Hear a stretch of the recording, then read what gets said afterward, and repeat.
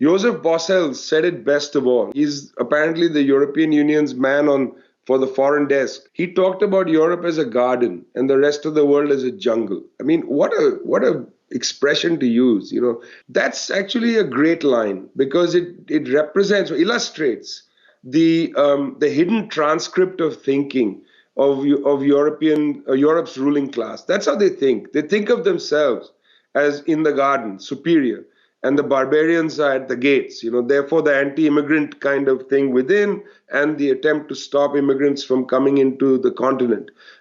Great racist understanding at the core of their thinking. The garden versus the jungle. I don't think that's an inappropriate thing that Borrell said. I think it's very appropriate because Borrell was actually speaking honestly about what he actually believes and what the ruling class actually believes.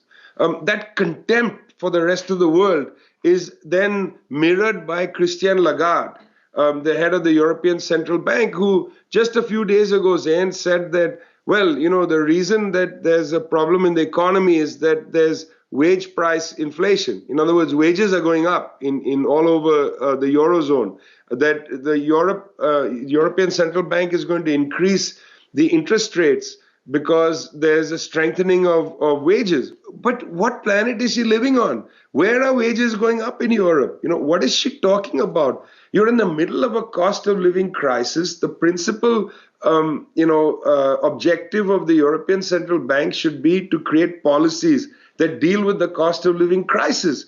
The principal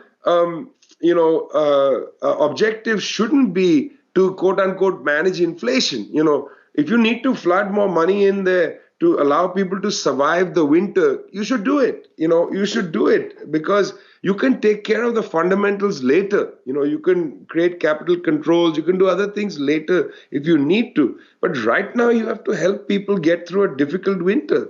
Energy supplies won't be coming in the amounts that you need. You're going to have to manage energy prices. You know, there is a squeeze in the market. What we need to understand is that these people have a contempt for the rest of the world. And that contempt is shown principally by the way in which European and US journalists are challenging heads of governments in other parts of the world saying, why aren't you supporting us on Russia? And people are saying, look, we don't want to. I mean, that's all. We have different view of the world. We see things differently than you. How dare you see things differently? How dare you? I mean, that is the contempt. So we've got to come to terms. I mean, we've got to have Europe decolonize itself.